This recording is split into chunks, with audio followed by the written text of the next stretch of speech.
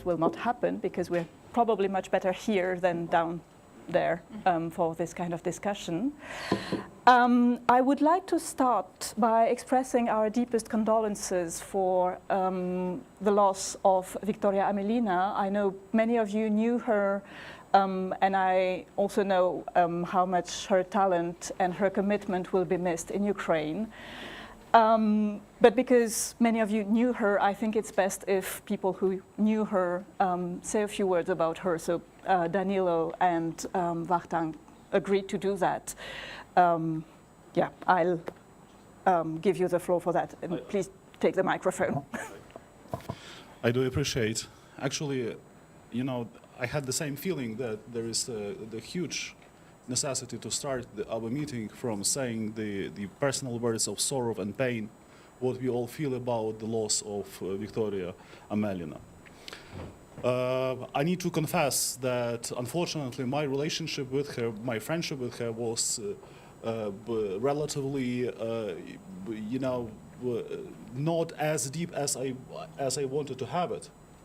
And only now, after that enormous loss, I discover what kind of incredible person she was, what kind of talented poet she was, and what kind of a loving heart she was.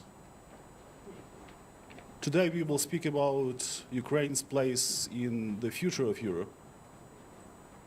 But in Kramatorsk, we paid an unjust, bloody price for that place. And it simply breaks my heart. Nothing, there is no word that can explain and substitute this loss. And for that, she is like an angel, maybe with us, maybe with her family right now in Lviv. Or maybe she talks to God, if we believe in him, protecting Ukraine. So that's what I feel about this enormous tragedy that Ukraine faced, and for the sacrifice of the Ukrainian men and women who fight for Ukraine's and Europe's freedom on the front today, this moment, particular second. This is what I wanted to say about Victoria and what I personally feel about it. Vachtanг, do you want to say? Yeah, thank you very much for this opportunity to speak about Victoria. She was a writer and poet, and I'm a writer and philosopher as well. But it's very strange for me. And Danilo said that he saw her probably one time,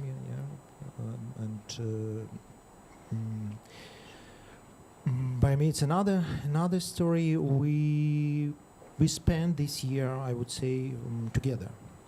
Not every day, but we were together very often in the eastern Ukraine in our travel, the travel pen club to the front line, not to the front line, but to the cities near the front line. And so to say, the ground of our togetherness was not our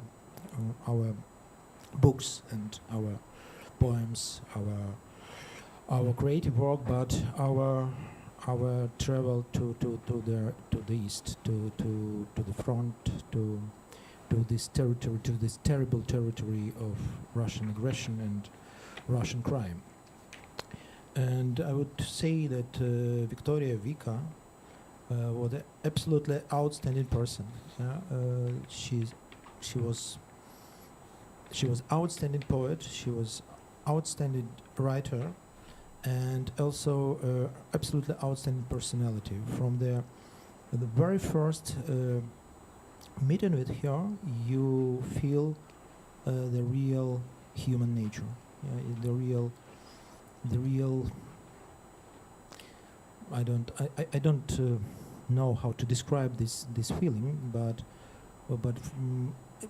she was my friend from the first meeting. Yeah, and it was a great experience for me to know her. And I agree with Danilo that it's a huge and terrible price that we pay for our freedom, for our dignity, and not only for our freedom and dignity, but for the freedom and dignity of whole European world, or for the freedom and dignity of our Western civilization.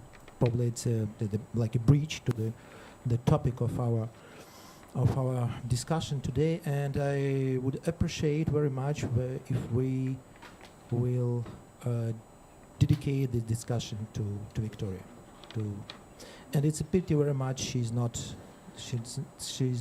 only one. Yeah, we lost the people, we lost the soldiers, we lost the writers, we lost the journalists every day. Russian kill us every day. It's definitely a huge price Ukraine is paying for its own freedom and for its aspiration to come together with Europe. And that's also one of the reasons why we are here, because we all think that this price means Ukraine will also have a specific contribution to the future of Europe, and that's what we wanted to discuss with you tonight. So with this, I will ask you, Timothy, so you all know Timothée Ґартон Еш, who is a professor of European Studies at Oxford University and has been addressing the making of Europe for a number of years now. And that's also the topic of your latest book, the history of, a personal history of the making of Europe. So how do you see Ukraine's contribution to Europe's future? Well, thank you very much, and can I join you in dedicating this evening to Victoria Amalina. Many of us had read her, some of us had met her, all of us attended the memorial prayers in St. Michael's Cathedral yesterday, which was incredibly moving, and I think it's important to say that she was killed because she was documenting war crimes. And many have said this is going to be the best documented war in history. So the work you're all doing to document the war is incredibly important, but I hope it has consequences in terms of actual accountability. So that's the first thing to say. In terms of where this takes us in relation to Europe, let me say maybe just three things. Europe is clearly very important to Ukraine, but Ukraine is also important to Europe. The first thing connects actually to her death and the death of so many other people. My friend Natalia Gumenyuk, the investigative journalist, said to me the other day when I was here in Kiev in February, it really is our best people who are being killed. And for us, it's like imagining that, you know, Zadie Smith and Ian McEwan and Daniel Kahneman and Michel Houellebecq and our best-known writers have been killed. And one thing you are reminding us of is something that we had forgotten in the, what I call the post-wall period, the period that began with the fall of the Berlin Wall on the 9th of November 1989 and ended on the 24th of February 2022. And the mistake many Europeans made, particularly in the West, was to believe that history would go on the way it had been going, extrapolating forward from the optimistic years of the 1990s and the 2000s. And the mistake we made was what I call a historiosophical mistake. It was to take history with a small h, history as it really happens, which is always the interaction between deep structure and process on the one hand, and contingency, chance, choice, collective will, and individual leadership on the other, and turn it into history with a capital H, a kind of Hegelian process towards the inevitable progress towards freedom, right? Which is what Francis Fukuyama meant by the end of history. And this was a big mistake, because freedom is not a process. Freedom is always a struggle. And this is what you in Ukraine have been reminding us of, that freedom always has to be fought for. For me, one of the words of the year is the Ukrainian word volya, combining freedom and willpower. So that's point number one. Point number two, some of you who study Europe and European integration will know there's something called the crisis theory of European integration. Goes back to Jean Monnet, the idea that European integration advances through crises. Let me let you into a secret. It doesn't always happen. It's nothing automatic, right? Some crises take Europe forward, others don't. So the refugee crisis didn't take Europe forward at all. But this one really is proving Jean Monnet right. It is really galvanizing the European Union, Europe as a whole, including my own country, Britain, into a major positive response. If you go to European capitals, if you go to Brussels, Europe is really galvanized. People feel, yes, we know this is what it's really about. Okay, so that's the second point. Ukraine, the war in Ukraine is galvanizing Europe. Third and last point, we now have, once again, a big strategic project for Europe. In the years between 1989 and 2007, we did the big eastward enlargement of the geopolitical West. Both the EU and NATO to East Central Europe, the Baltic states, Southeastern Europe. Basically, we then stopped for about 15 years. Now, galvanized by this war, we have that big project again. It's for Ukraine, it's for Moldova, it's for Georgia, and it's for the Western Balkans. All together, EU and NATO. Obviously, the Vilnius summit next week will be crucial for NATO, EU.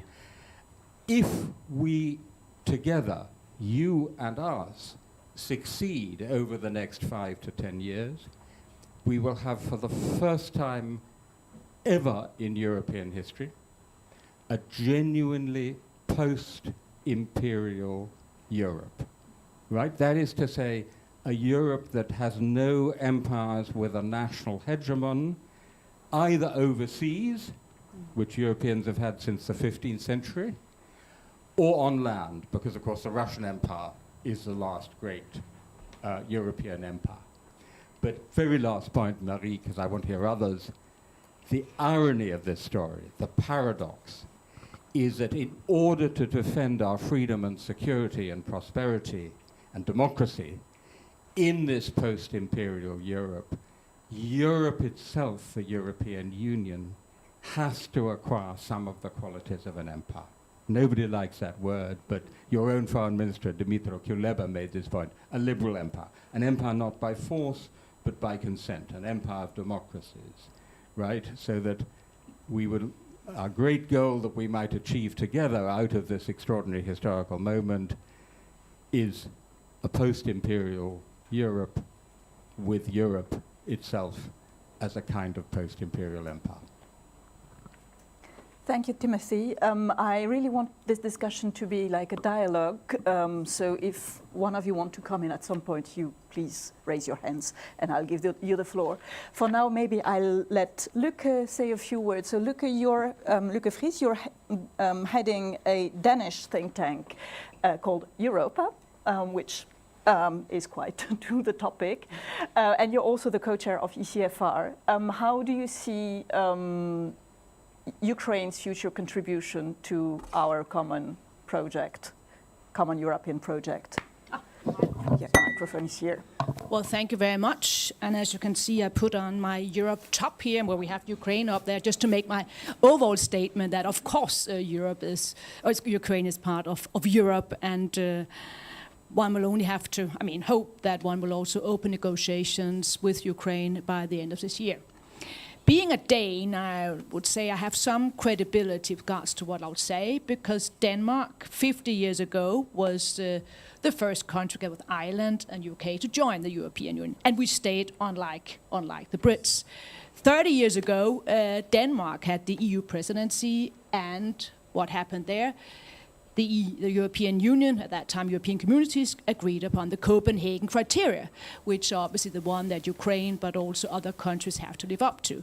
And those criteria are still very much up to date and are just as relevant as they were were when they were agreed upon, although at that time, that's a bit ironic, the heads of states did not really know that they agreed upon something that important. I just did some research on it, and the overall topics that time and also press conference were on unemployment and obviously also tragic war in Yugoslavia. My third sort of argument for having some credibility is that Copenhagen was the place where the accession talks were closed with the Central East European countries, the so-called Big Bang enlargement. So it was from Copenhagen to Copenhagen. And I think what we have to do now is to use that metaphor. We need to have a third Copenhagen. Because in order to make everything possible that Tim eloquently put, in a much more eloquent way than I could do, we need also to prepare the European Union. When you speak about enlargement, you often speak about what Ukraine should do, what Moldova should do, but we as Europe also have to get our own house in order. So I think we should have a strategic plan, so we are actually ready as the European Union. Once you then do your homework, and we have to synchronize that so we don't suddenly end up in a situation where you speed ahead and we are still debating common agricultural policy and fishery policy and structural funds and so forth. So a new Copenhagen could be at mid 25, and that will be then the end of the Danish presidency in December, where you could agree upon this strategic plan on how the European Union can be ready for enlargement. So what do we do with institutions? What do we do with various regional policies? And how do we actually prepare ourselves that all our citizens know that, well, this is a new sort of a map of Europe where it's not just the old Europe, but now it's also new Europe, creating this common Europe. Thank you very much. Oh, sorry. No, I have my own. Oh, thank you very much. And it's an important point that before we talk about Ukraine's contribution, we need to make this enlargement possible and work on ourselves. Danilo, do you want to come in now? Yes, I will, because there was plenty of good ideas that already sounded in the room, and I would like to reflect upon this. You say that there is a need to have a new Copenhagen criteria or whatever, talks or discussions. There is such a weird war criminal called Dmitry Medvedev, former Russian president, a completely bloody clown with, and there is no a civilized word that may describe this person, this war criminal. He said that there is a need for new Helsinki. I believe that before we are going to have any kind of new Copenhagen or Helsinki, we definitely need to have a new Nuremberg, just to quit with what we discussed today. I agree with Timothy, and I believe that you are completely right saying that if the Russian imperialism, since this is the core of the problem, is defeated, definitely what I suppose the First World War would be finally finished, because some say that we're still in the process of finishing the First World War, the World War First, since that was the war when the empires in Europe collapsed. I don't like the word empire. And the very geopolitical nature of Ukraine is anti-imperialistic in its essence. The mood, the sense of Ukraine is against imperialism, as it is. Not only Russian, any kind of imperialism that may endanger the sense of dignity and human rights and our feeling of what you described as voля, and I love that you understand this double meaning of the nature of this word, saying the freedom and the willpower. When we talk about what kind of place Ukraine can have in the future of Europe, I would say that much would depend on what place Europe will have in the future of Ukraine. And this is point number one. In every sense, in terms of security, in terms of the union, in terms of democracy. And here I would mention, as a diplomat, I would mention that we have two immediate tracks before our eyes that should be completed and should be completed clearly and without any delay. That's a NATO track and the European Union track. We anticipate that the NATO summit in Vilnius will produce not an empty declaration of whatever they may think about, but a political invitation to Ukraine to join the alliance. That would be the message sent to Ukraine, to the Ukrainian people, to our neighbors, to Europe, and to the enemy. That should be an answer. And I hope that President Biden follows our discussion and, he will take a note that there is a strong, overwhelming mood within Ukraine, that Ukraine desperately needs this manifestation of support and solidarity, which means for us much more than only a paper of the Budapest Memorandum or this type of documents. The same goes with the European Union track. We all look forward to having the start of the EU accession talks. Hopefully that the promise would be kept, and hopefully the Ukrainian government will do their best to make everything possible to complete those home tasks that should be delivered before the talks are started. Very briefly, I would also mention that, there is my second point is, as I prepared a number of points, but I wouldn't bother you with all of them, but just mentioning two, the most important points. That the point number two is that Federico Chabot's idea of Europe in that book, he meant that Europe, this is something of contributions from many like-minded nations. And I believe that Ukraine, if Ukraine struggles for any kind of place within Europe, it should make its own contribution. So Ukraine, this is not about receiving some kind of support only, but of having its own contribution in what we all believe Europe should be. And in this sense, we have a number of, I would say, advantages that Ukraine can suggest and present and contribute to have that input into the European orchestra. Militarily, Ukraine definitely would be one of the strongest armies and the strongest,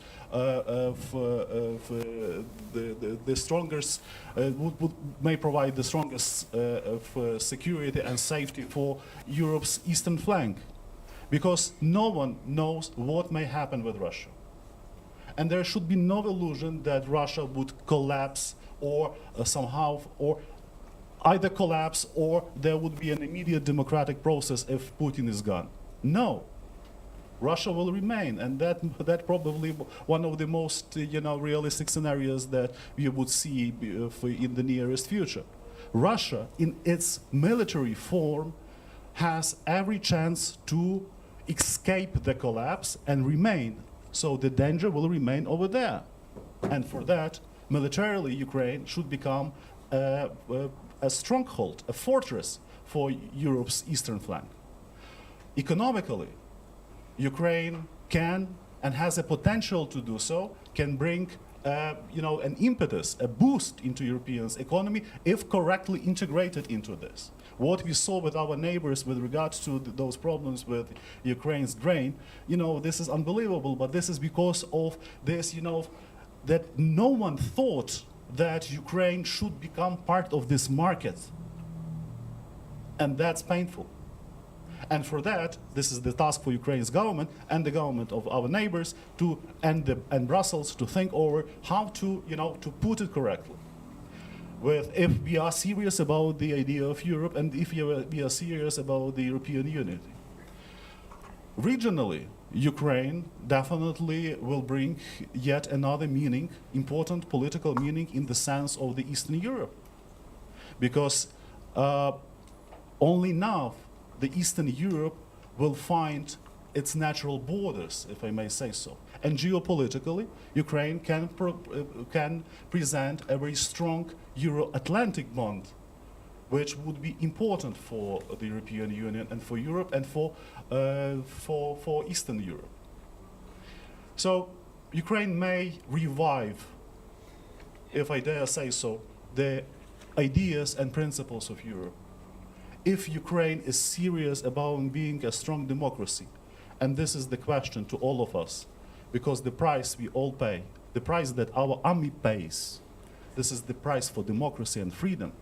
And this is very important that we somehow project that vision into the future, saying that Ukraine would be a strong and robust democracy in Europe.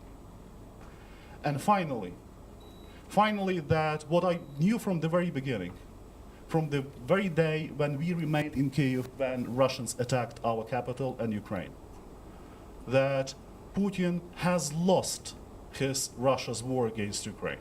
But Putin, paradoxically, can have some additional gains still. And all his gains will depend on three major things: Europe's ambiguity, Europe's indecisiveness, Europe's uncertainty.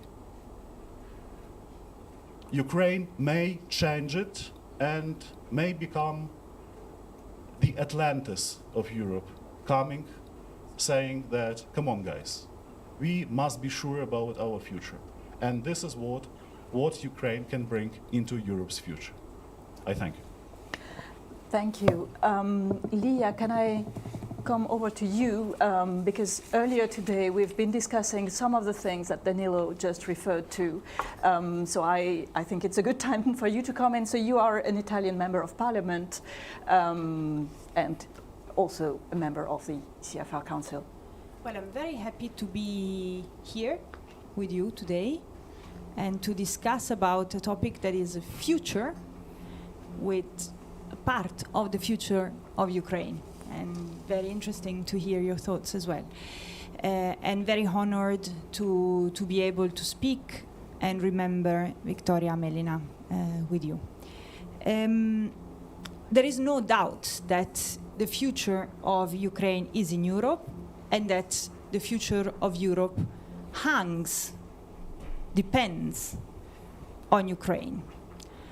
But I would like to clarify what this means, at least for me and at least for our experience in Italy. Europe is not a house that you enter and it's already done. We generally use words that are not precise. We say, enter Europe. But actually, Europe is not something that is there, completely finished. Europe is a project. And it is a project in itself, and it is a project for the countries that are part of Europe. For the countries, I can speak about the experience of Italy, and maybe you will find things that concerns also Ukraine. Europe is a project for each one country belonging to the European Union, because there is one thing that you do in Europe. You compare yourself with other countries all the time. We get these statistics all the time, and you always see your country. Where is Italy? Where is Denmark? And this helps you imagining a future for your own country. I give you an example. Italy always lowers very low on the condition of women. Women unemployment is really high in Italy. We are generally the last or the second last in terms of women employment. And this gives a sense of, hey, Spain, Greece, that are countries with a similar structure to us, do better. So where should we work to make our country better? So Europe is a tool to build the future of your own nation. With this, but also in general, when you belong to a construction, there are rules that come with it.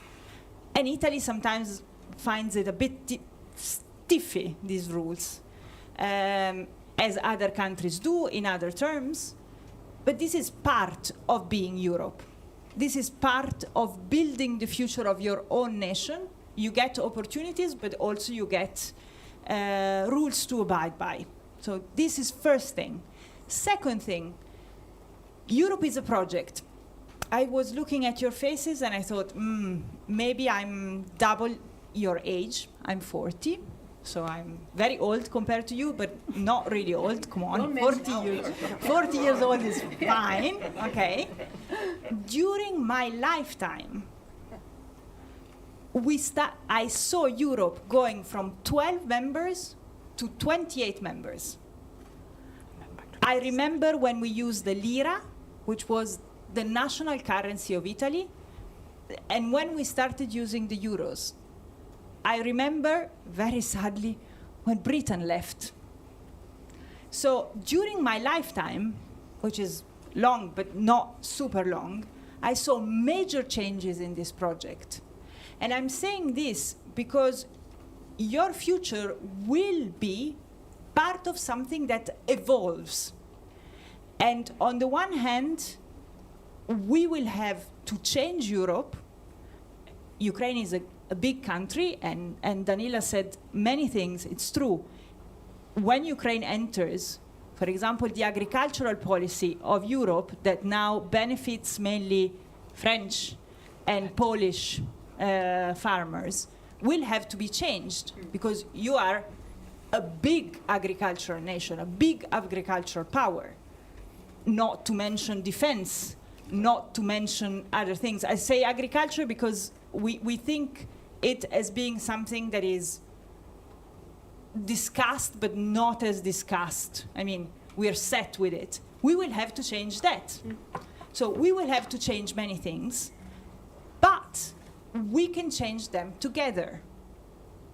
And it's very important this. Europe starts as a project that was born out of a war, and we cannot think that this war won't change Europe. And certainly Ukraine will be part of this big rethinking of a construction that today, for many of us, means dignity, freedom, social justice, which we tend to forget, but it's there, and security and peace. Thank you very much, Leah. Sylvie, we also discussed with you this idea of ownership by member states of the collective European project, and how the Ukrainians can also imagine themselves as future owners of this project. Can you elaborate a bit on that?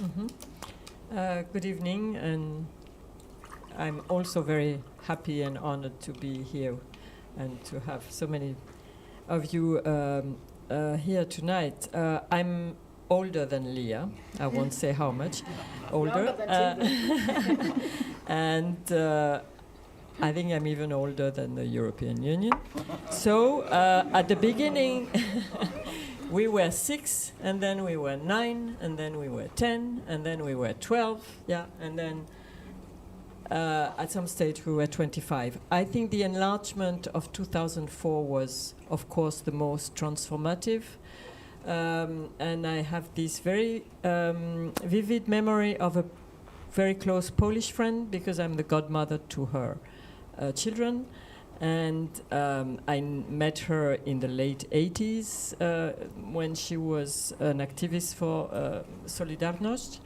And she texted me the day Poland joined the EU. She texted me saying, "Now my children are European citizens." And I really understood what she meant. And it was a very, very emotional moment for her, but also for me, because they hadn't been at war, but it was the end of a very long struggle for them too. So what I want to say with this is that it was a very, I don't know whether it was a joyful moment. It was a very historic and important moment for those countries which had been part of the Warsaw Pact. And but then it was not so easy, of course. And now we, you know, particularly for Poland and Hungary, it became quite difficult for them and for us also, other member states. And I think we missed something with that wave of enlargement. I think they joined the European Union. They were in a hurry. We were in a hurry to absorb them also. It was something we had never done before, this transition from communist economies and regimes to democracies and market economy. So, you know, we rushed.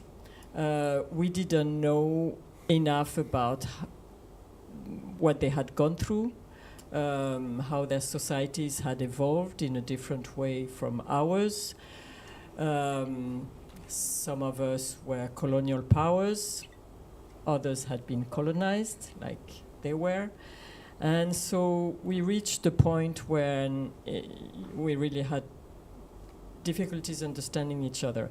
And I think with you joining the EU, it has to be different. This is going to be another very, very transformative moment. And we shouldn't miss this opportunity to, you know, Lea was talking about the project, the European project. I very much agree. This is still a project. We also, in French, we also talk a lot about la construction européenne. So it's still a building, you know, we're still building it. And so you bring another block to this building, but it's not a small block. And your experience is also unprecedented. You're going through a war. As you say, you have shown very important skills through this war, very important values that we had somehow, I think, forgotten a little bit about. And you are familiar with us. You also have already a history with the European Union. There was this negotiation, which was a disaster, actually, of the association agreement. You know, you've been traveling. There was also the agreements about Schengen visas. You know, there are all sorts of very close links already. So it's a completely different experience. But I think, you know, Europe is also about diversity. So this diversity is going to become even larger. But it's really what makes Europe rich. It's this diversity. So this is a huge challenge, but of course every challenge brings its opportunity, and I think it's a wonderful chance to have this enlargement transform Europe, but it will really take a common effort to make this, to build this new Europe. And you know, you will see Europe can be so cumbersome and so difficult. You can already have this experience with all these acquis communautaires and all these chapters and all these rules and all the bad. But this is also what Europe is about. But we shouldn't forget about the project and how it was born and how it has progressed and how we can make it stronger together. This is really about this, and I think we are very, very, I'm not saying this because I'm here, but I think it's a fantastic opportunity to have Ukraine at last in the European Union, and I hope we can really work hard to make it together. Yeah. Wachtanг, can I turn to you as a philosopher to maybe shed some light on a lot of the concepts that have been expressed here and tell you how you see that as a Ukrainian? Thank you so much for this opportunity, and I try to comment some thoughts. First of all, I do agree with Danilo when he said that if we are speaking about the future of Ukraine in Europe, we should think about the place of Europe in Ukraine. But at the same time, it's absolutely crystal clear for me that without Ukraine, it's impossible for Europe to have a real place in the future of the global world. So we should speak not only about the place of Ukraine in Europe and the role of Europe in Ukraine, but at the same time about our common place of the whole Europe, or the new Europe, in the global world. And but it doesn't mean for me that Europe should be a new empire. I am on the same page with Danilo. Because probably the case of Ukraine, our experience now, shows that it is possible to be small but strong at the same time. That the future of the global politics in the world, it's not the future of the big players. And so it's also, for me, it's a very interesting, a very important experience, that I call that you can be not very big, but you can be very strong. Another point, we're speaking about our future, about our common future, about the future of Ukraine and about the future of Europe, but we should understand that our common peaceful future is possible only after our victory. Our victory in the war against Russia. And we should understand what our victory does mean. And to understand what our victory does mean, we should understand the beginning of this war. Danilo said about the First World War. But is it really beginning of this process? I am not sure. Probably the whole history of Ukraine is the history of a struggle against Russian Empire. And probably we can give you another parts of Europe this experience. We can show what is really mean, what does it really mean to fight against empire, against the big player, and we can show you and we can explain you the real nature of Russia. I was in Sorbonne with Alexander Matvichuk in this winter in February, and I say to the people there that probably we Ukrainians are the best experts in the issue of Russia. We were the part of this monster, of this geopolitical monster. We know this monster from inside, and we can tell you what does it mean. And I would say that it's a great mistake to think that Russia is a part of Europe. Russia is not a part of Europe's civilization, but at the same time, Russia is not anti-civilization or another kind of civilization. I would say that Russia is a shadow of civilization. What does it mean? Shadow reproduces the form of civilization, but in the dark way. Inside shadow is darkness. That's why we to achieve the victory in this war, we should understand the real nature of the Russian Empire, the real nature of the Russian evil. And about Europe as a project, I absolutely agree that Europe is a project, and probably Europe, even I would say it's not a project, it's a process. And in this issue, we can also be the teachers, because for my generation in a European country, these values of dignity, freedom, security were given pro bono at the very day of your birth. And we Ukrainians, we understand that these values, we should support these values every day of our life, and probably, it's a pity very much, but we should fight for these values. So Europe is, for me, Europe, it's not a territory. Europe, first of all, is a system of values, but we should understand that we should fight for these values every day of our life. That's why, for example, back to the notion of our victory, we use very often this statement in our social network, Ukraine will win. Yeah? And I propose to use this here another mode or another time. Ukraine will be winning, and we will be winning together. Our victory, it's not a point in the future. Our victory is the process.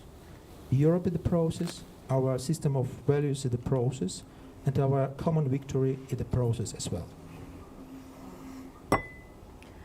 Timothy, I think you wanted to react to some of the points that were made. Yeah, very briefly, first of all, because everybody keeps reminding us what an idiotic thing the British did in leaving the European Union. I'm very proud of the support we've given to Ukraine, but your guy, Boris Johnson, he didn't do us a good service in leading the Brexit campaign. I'm sorry to have to share that with you, but I hope maybe the UK can rejoin the EU at the same time as Ukraine joins. That would be a great moment. We can come in together. I actually hesitated before trying out the post-imperial empire idea because I knew you were going to hate it, and sure enough you did. But a university is a place for intellectual provocation, so I thought I'd try it on. The point of the provocation is to focus our attention on European power, what the French used to call l'Europe puissance, and the need for European power, because we're in a nasty, dangerous world all around us.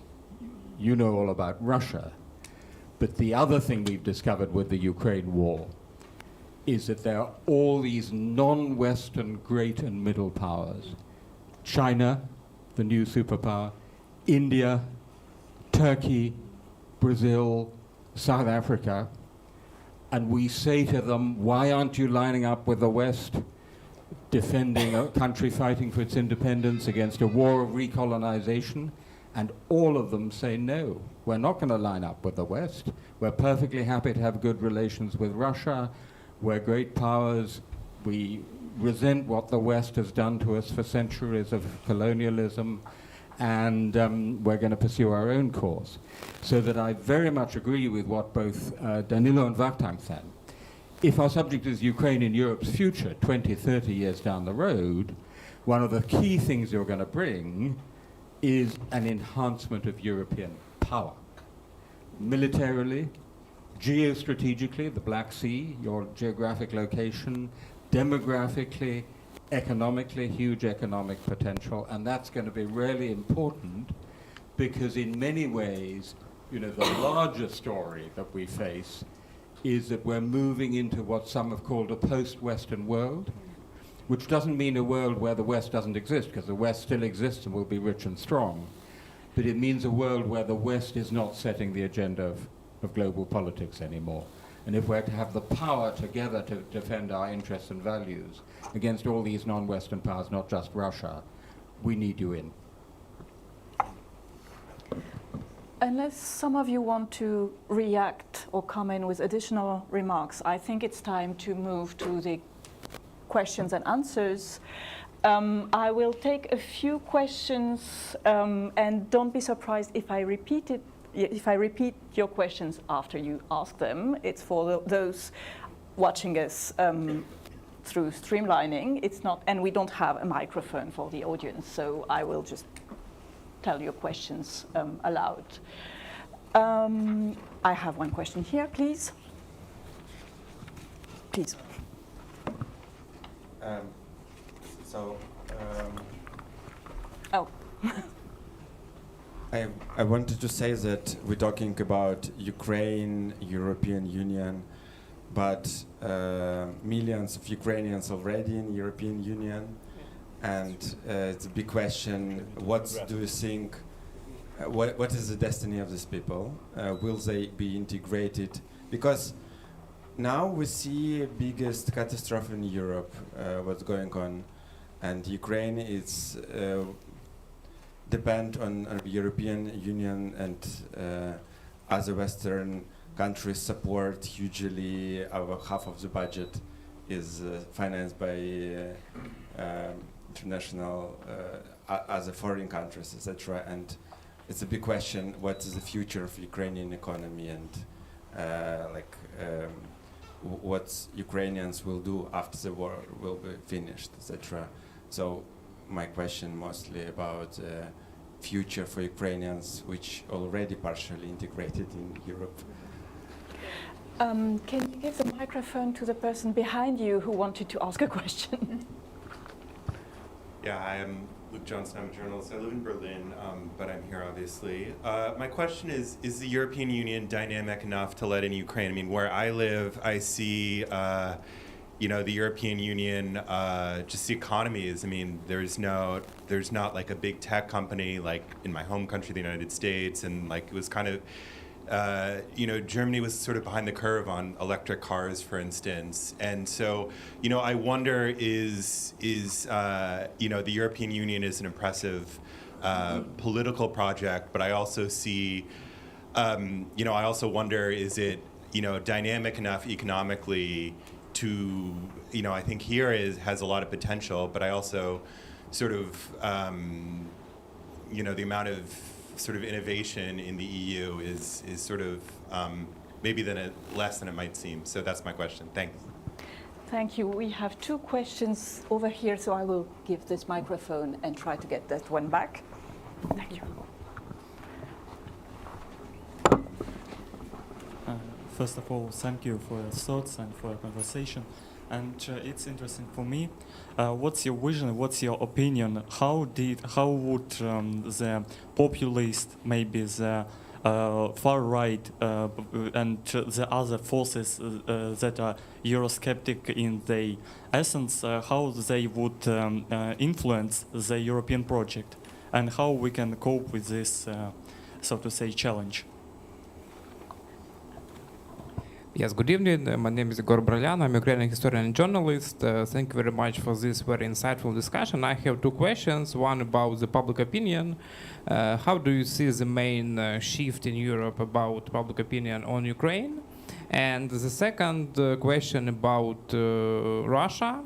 And Russia is the last empire in Europe.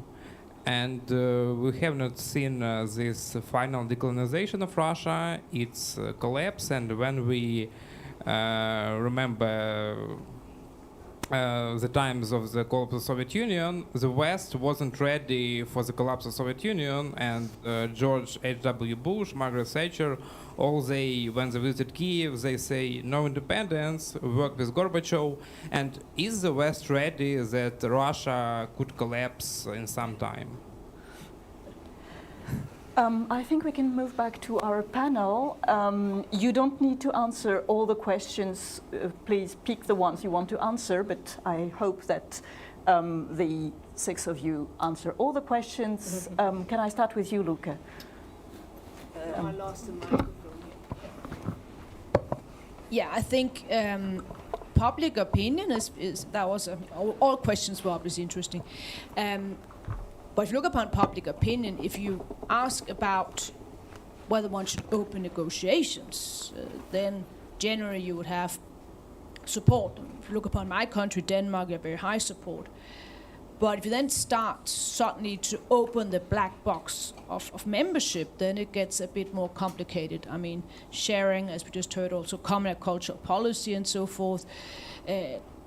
Sharing also institutions. Do you want to give up your veto power, for instance, on foreign policy? I mean, that's a bit more doubtful, to put it very diplomatically.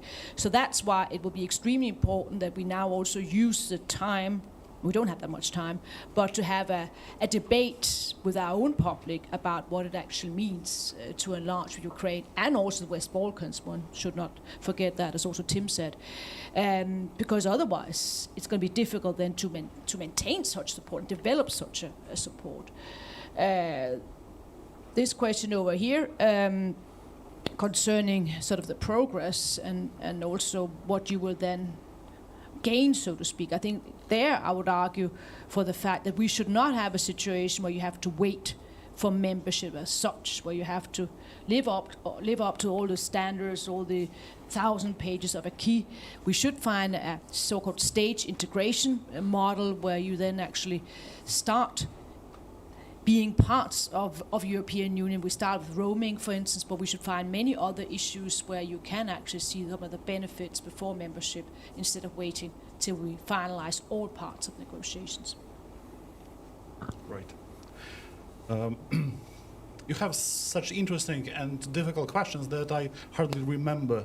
So that was one of the first one. But nevertheless, I will try to respond. I will try to respond honestly. But before that, let me jump on what Wachtang said. And for that, you understand that we always work together. Yeah. At this type of performances. Wachtang used this interesting formula saying that how it sounds for Ukraine, the Europe as a process, the continuous process. I remember when I studied English in Ukraine secondary school, and we had this, unbelievable problem with the English tenses. So right now for Ukraine, Europe is something perfect continuous, perfect continuous tense. It's perfect, it's continuous, and we approach it. The biggest problem is that this tense can suddenly become perfect continuous in the past, meaning that it had been, progressing, but never did. So Ukraine's point of view today is that for us everything is today and now. And that's a process. So it's a process of this time and concrete political environment, reality, security, and everything else. And for that, we desperately need the same kind of support so we can survive under this enormous pressure of being alive in the terms of present continuous, if you know what I mean. I tried to sound philosophical. I beg your pardon. And philological, whatever. Demographically, we have already contributed to Europe, and those people who are in Europe, they contributed to Europe, and they are already there. That's an enormously difficult question. What may happen then? Will those people return back? Much would depend on how Ukraine will re-emerge after Russia's war. I have no doubt that Ukraine will win. But how Ukraine will re-emerge, what kind of environment will be established in Ukraine, and what kind of philosophy within Ukraine will prevail to make those people, to have them back in our country. I have no doubts that a lot of Ukrainians will be back. I have no doubts. With their new knowledge, with their new expertise, with their new sense of disputes, that's important for Ukrainians to have, constantly to have disputes about everything. And I know that, the whole camp of Ukrainians, the bunch of Ukrainians will get back to Ukraine. But I also would dare say that we shouldn't criticize those who would remain. Because for Ukraine, paradoxically, it would be important to have those people in Europe, because that would be suddenly become a bridge, a mentality bridge that may try to help us to explain what are we about. And trying to respond to other questions that sounded, I beg your pardon that I cannot respond to each of them, but nevertheless, what is important, vitally important for Ukraine, and I believe for Europe, is to discover Ukraine. To discover Ukraine's culture, literature, to discover Ukrainian poets, to discover the Ukrainian way of being emotional and passionate. And I hope that if Europe will go this way, it will suddenly describe that there is no some kind of imperialistic Russian culture that overwhelms this territory and rules it all, but there is something of unprecedented nature and treasure, which Ukraine's culture is about. And finally, what should we do with Russia? and there is no one in the world who may answer this question, I will try to give some kind of reflection. If we want Europe to survive and to prevail, I believe, and there is no simple recipe, I'm just telling what I've been thinking for some time about that definitely Europe should get Ukraine, Moldova, Georgia, and hopefully in some future a free Belarus in. Europe should make everything possible, if Europe is serious about surviving this war, to do everything possible to undermine the ability of Russia to possess a military threat or an economic pressure. It should be done. We should be serious about it. This is not about any kind of correctness with regard to the enemy, because they stand against us with weapons, and they don't, they are serious about killing all of us. And for that, there is nothing about political correctness if we talk about Russia. And finally, what is important, that maybe this way will help to provide those nations who remain in Russia under Russian occupation, under the occupation of Russian imperialism, to have their right for freedom and right for self-determination. Who knows? Maybe the United Nations will be enlarged with other nations that will appear in the Russian territory. Why not? All of them have their own undeniable right to be free and to be independent nations. And finally, I believe that if we talk about any kind of international tribunal and any way to defeat Russia, we should remember that the first and the most dangerous evil and enemy is the Russian imperialism. Since the Russian imperialism, this is the reason why Russia attacked Ukraine. And the Russian culture, unfortunately, or fortunately, or whoever knows, bears the responsibility for that, because culture always bears responsibility for the politics and pays the price. I think. I'm not sure that I responded to anyone, but nevertheless, that was my speech. Sylvie, do you want to? Okay. You have a microphone here. This one. Yeah, the blue one is.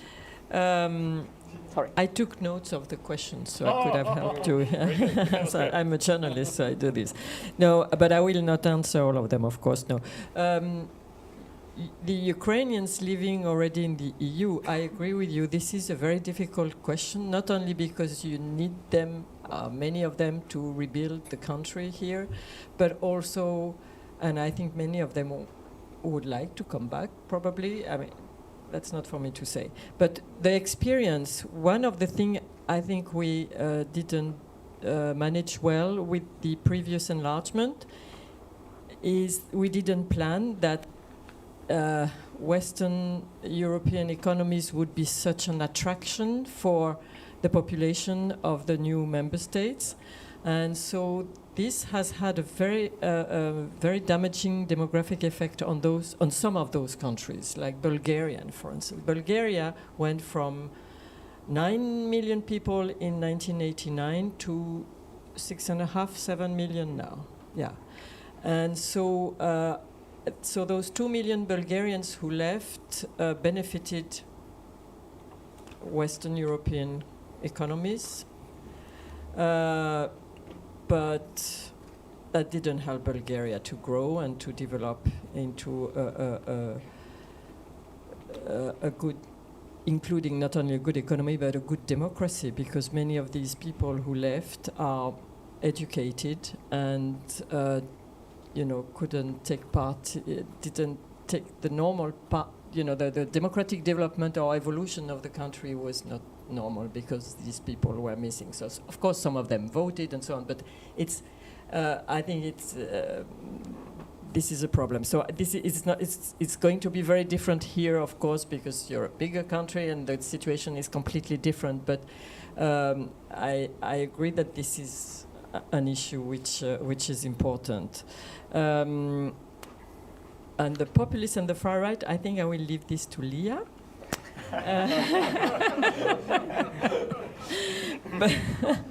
And the public opinion, it's about Ukraine, you mean? Yeah. you know, this has been one of the few good surprises of this war. And I was telling my colleagues this morning how impressive the interest, for instance, in France, in my newspaper.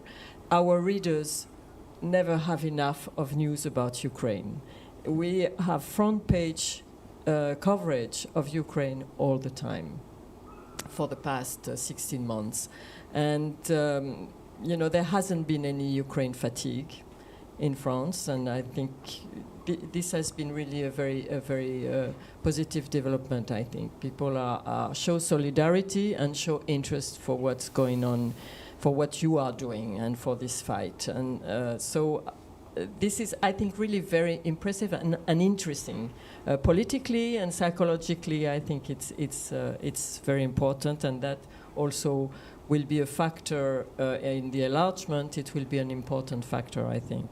And finally, about the collapse of Russia, I remember how everybody was scared about the collapse of the Soviet Union. You mentioned this Chicken Kiev speech, but it was not only Bush, it was also Mitterrand, it was, you know, they were all scared. And I can see that they're also scared about the collapse of the Russian Federation. I hope our governments are working on this scenario, even though they may not like it and they would prefer, you know, they're always quite conservative. So, but I do hope that we are all working on this. Yeah. Yeah, thank you for the questions. I try to answer some of them probably. First of all, about the Ukrainians in Europe now. I absolutely agree with Danilo that it's a problem for us, but it's a good chance. It can be a bridge here between Ukraine and other European countries. And at the same time, it's a very good, for me, it's a very good instrument of soft power for us to change, and it's a bridge to another question about social opinion in Europe. It's a very good opportunity for people from Ukraine in Europe to change this opinion, to change their attitude to our country in the best way. Yeah? So if they are there, they should do it. Yeah? I think that it's a great commitment for them. Yeah? But on the other hand, I will say that if we will win, we will live not in Ukraine, but in Europe. Mm. Yeah? For me, it's the real meaning of our victory. Yeah? That's why these people can be a natural part of our common space. Yeah? About far right, I would say about far left also, because as for me, it's a mistake to use this opposition far left and far right. It was a mistake to use this opposition even in 20th century, because the Second World War, who began the Second World War? Hitler and Stalin, yeah, as allies, and far right and far left.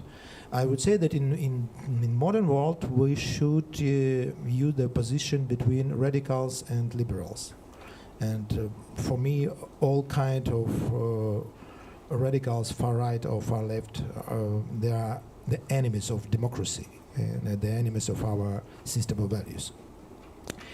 And about Russia, yeah, of course. Yeah. So yeah.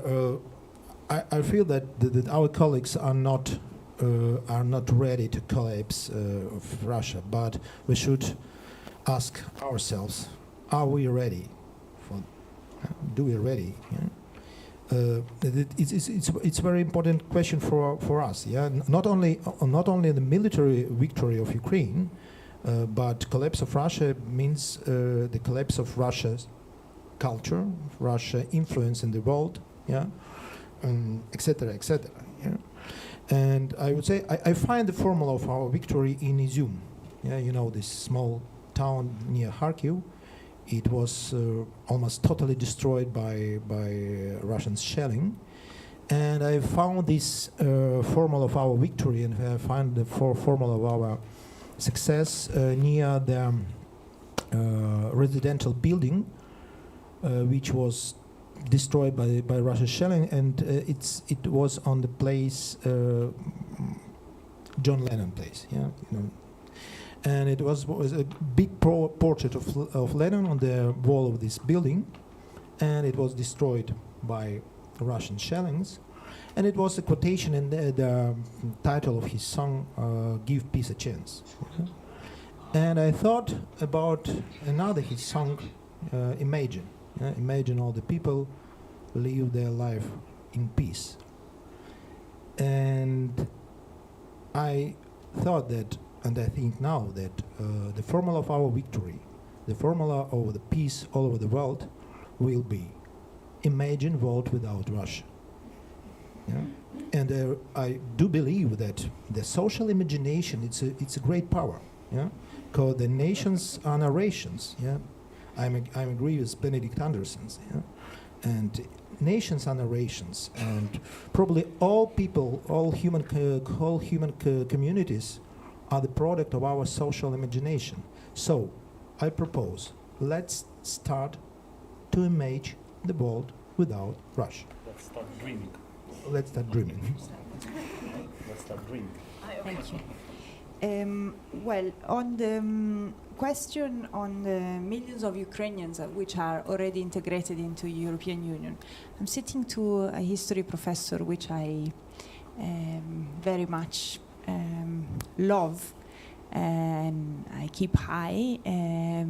So I will say bad things about history. I hope I won't say mistakes, but sometimes I feel that we tend to forget history in the sense that we tend to focus on structure, on leadership decisions, but we forget what it was like. And so we forget that after Second World War, we had that problem as well. Millions of refugees, IDPs and refugees in Europe.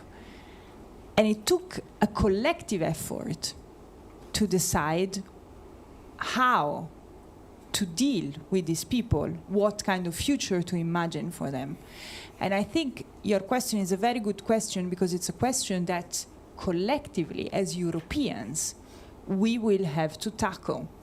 So it's not a matter of each one country, it's not a matter only of Ukraine, but it's a matter of how we decide together, also with the people, of course, involved, but we have to have a decision. There were agencies, there were bodies that decided these sort of things. Secondly, on the public opinion on Ukraine. I come from a country that always felt very far away from Ukraine. Before, I think that I was one or maybe the only member of parliament that have been to Ukraine before the war, when the war started. Just to tell you what it is like. And so the interest, of course, is much lower than in France. Generally, Italians think that the world ends with Italy. And then there are other countries, but come on, they're not as old as we are, okay?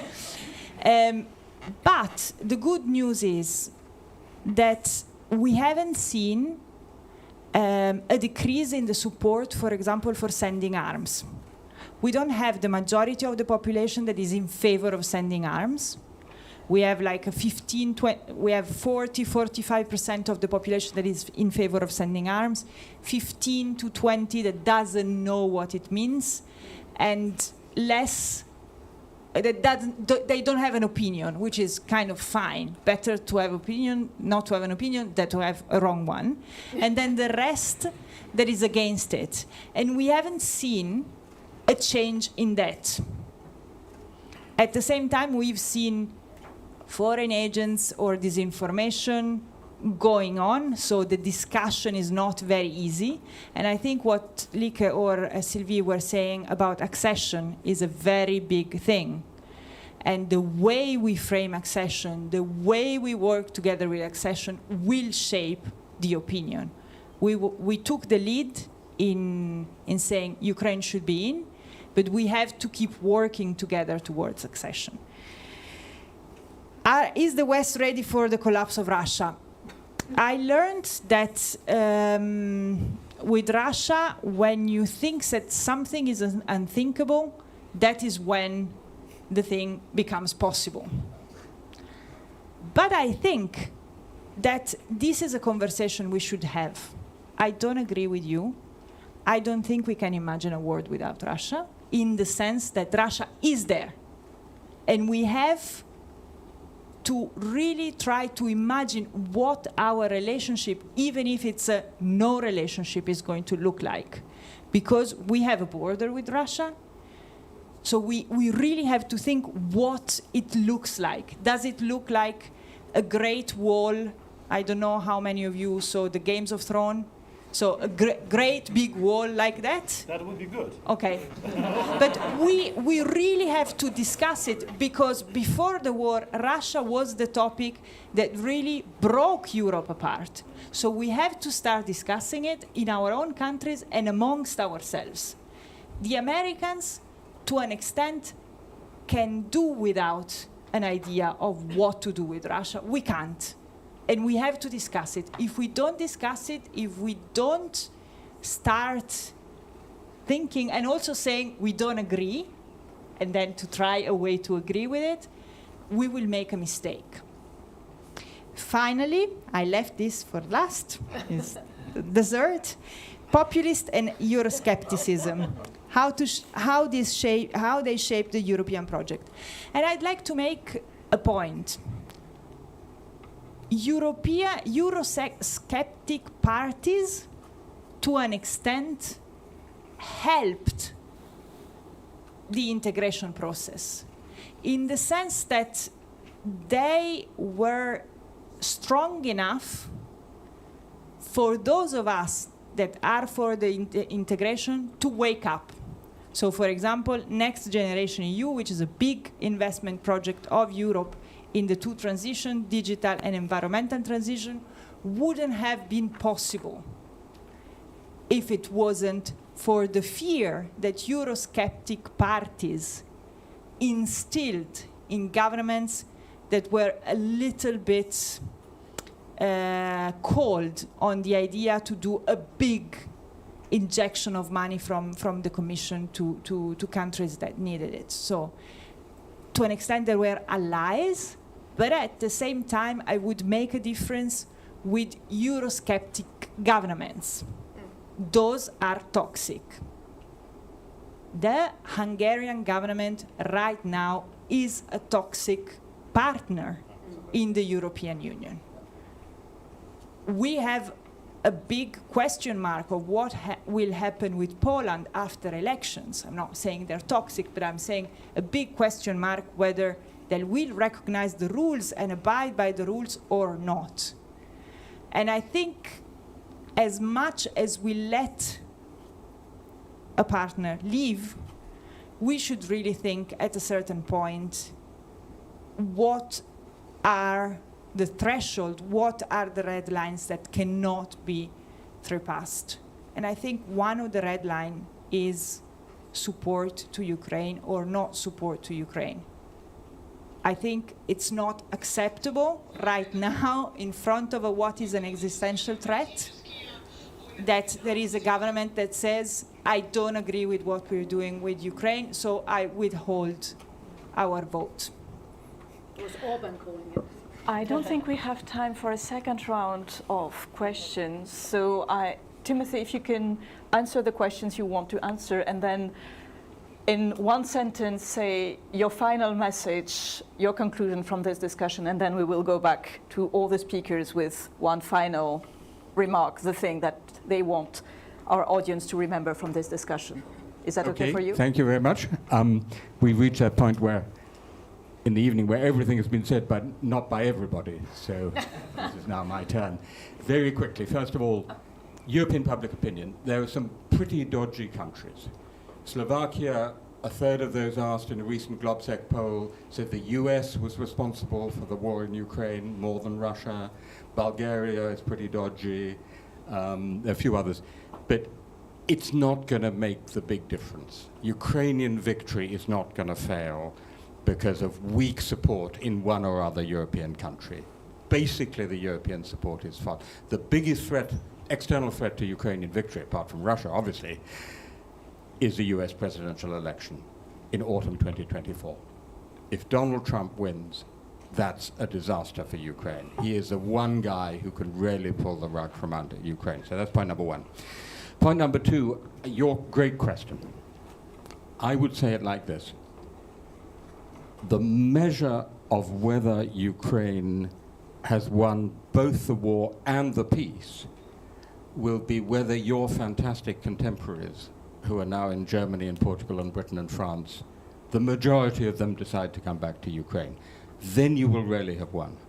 But that is setting the bar very high because obviously patriotism, love of country, family, friends, homeland, all that is here. But in Germany, there are good jobs waiting for you, good schools, good hospitals, good welfare benefits, and a country that needs 400,000 people a year to meet its labor shortage, right? So this country is going to have to be really successful, really attractive, really dynamic to win people back. I can only say I hope you do. And the same is true in Poland. I mean, at the moment, Ukrainians are making up for Poland's labor shortage. So it's a big challenge, but I hope you succeed. And finally, there's not really a final remark, Marie, but I haven't got a final remark. But just to take a Vachtang riff on John Lennon, imagine a world without Russia. I'm very much with Lea on this. It's good for a Beatles song, but the reality is Russia's still going to be there. But what I would say is this. Ivan Krastev, the Bulgarian political scientist and friend of many of us, recently said, the West used to have a Russia policy, but no Ukraine policy. He said, now we have a Ukraine policy, but no Russia policy. I believe that's wrong, because I think today our Ukraine policy is our Russia policy. Very good. Right? In other words, there is actually very little we in the West or anyone outside Russia can do to influence this personalist autocracy in an advanced state of repression and paranoia. But if we change the external geopolitical environment around Russia and prove Mr. Putin wrong, because he thinks Ukraine is part of Russia, Zbigniew Brzezinski famously said, Russia with Ukraine will still be an empire. Russia without Ukraine is no longer an empire, right? It's an oversimplification, but nonetheless it's an important point. So if we succeed in supporting you all the way to a successful eastward enlargement of both EU and NATO, that is a huge historical fact for Russia. And then the Russians have to work out who they want to be. Right? And that's not going to be easy. It's going to take time because, we Brits had an empire. The French had an empire. The Portuguese had an empire. The Italians had a little empire. little empire, but a nice little empire. That was a lovely one. But we all had our own state, our nation state to go back to. There was a France, there was an England, there was an Italy, there was a Portugal, right?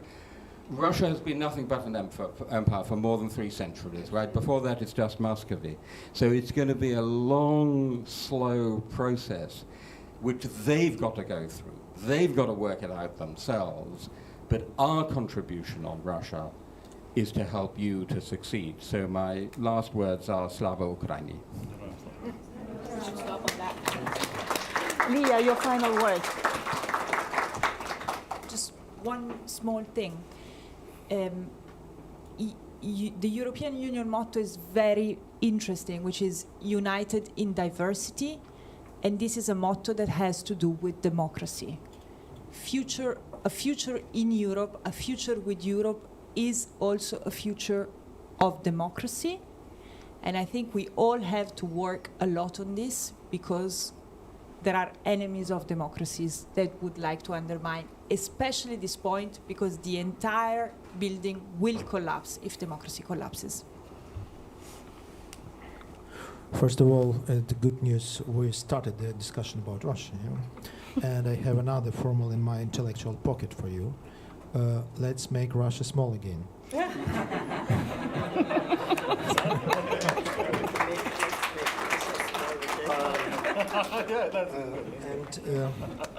And about my last message, and probably I will speak also about the Ukrainian people in West Europe. I have another case, I have another example.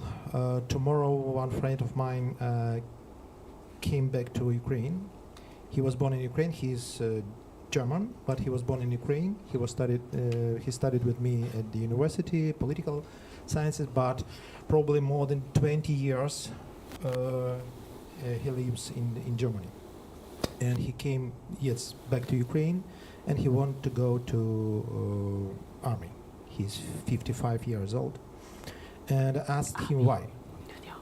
And he said me that it's a great opportunity for him, because it's not always in human history when you understand absolutely, and it's absolutely crystal clear for you where is the evil. Yeah. So it's not hesitation for us that Russia is evil. Yeah. And for him it's a great opportunity to be on the side of good. Yeah. That's why I would say it's the last message.